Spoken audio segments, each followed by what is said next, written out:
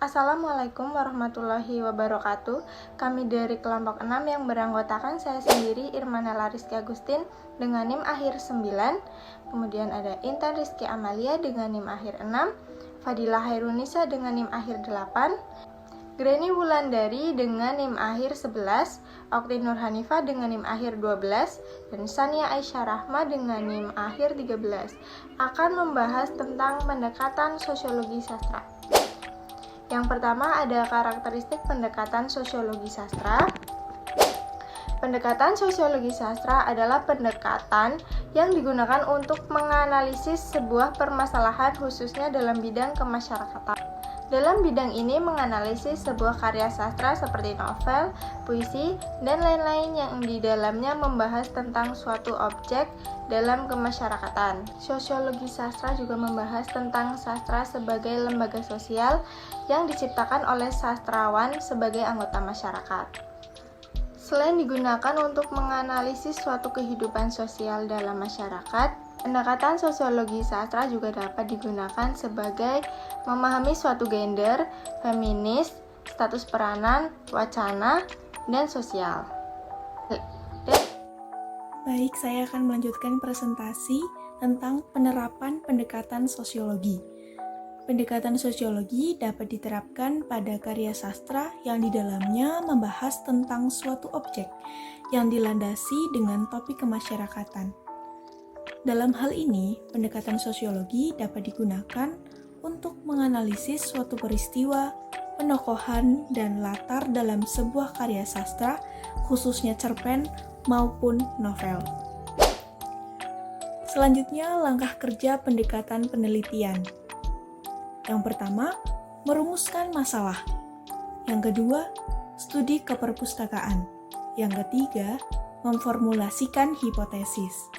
Yang keempat, menentukan model untuk menguji hipotesis. Yang kelima, mengumpulkan data.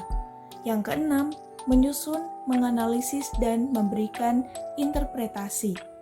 Dan yang terakhir, membuat generalisasi dan kesimpulan. Selanjutnya akan dipresentasikan oleh teman saya.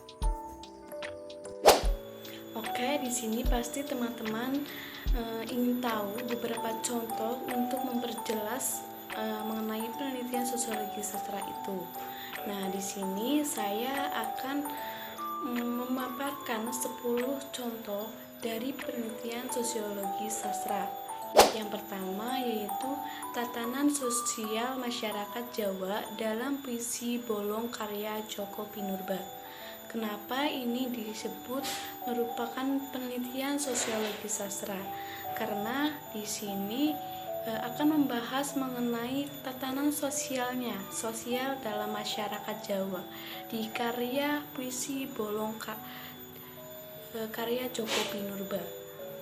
Oke, kemudian yang kedua yaitu pandangan dunia pengarang terhadap kehidupan masyarakat Dayak Benuak dalam novel Api Awan Asap karya Korrie Layun.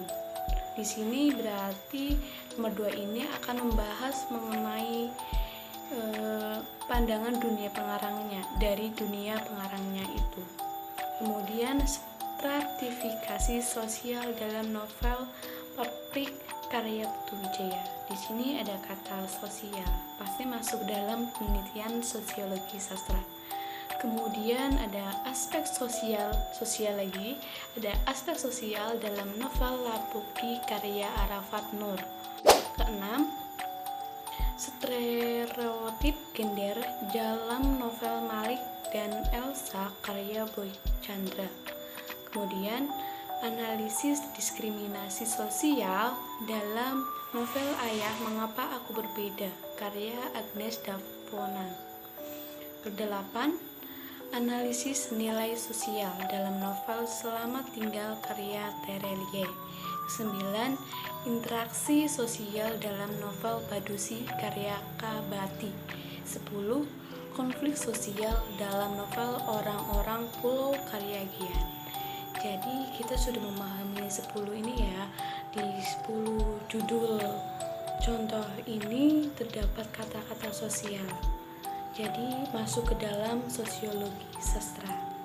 tidak hanya sosial sih, tapi kita bisa membahas mengenai seperti pandangan dunia pengarangnya, latar belakang pengarangnya gitu, kita bisa gitu ya. Nah, begitulah hal-hal yang perlu diperhatikan dalam penelitian sastra, terutama pendekatan sosiologi. Semoga teman-teman dapat memahami penjelasan dari kelompok kami. Terima kasih sudah menonton kami dari kelompok penelitian sastra pendekatan sosiologi. Pamit undur diri. Nenek-nenek naik kuda, ke pasar beli tomat. Kami mengucapkan sampai jumpa dan salam harap. Terima kasih.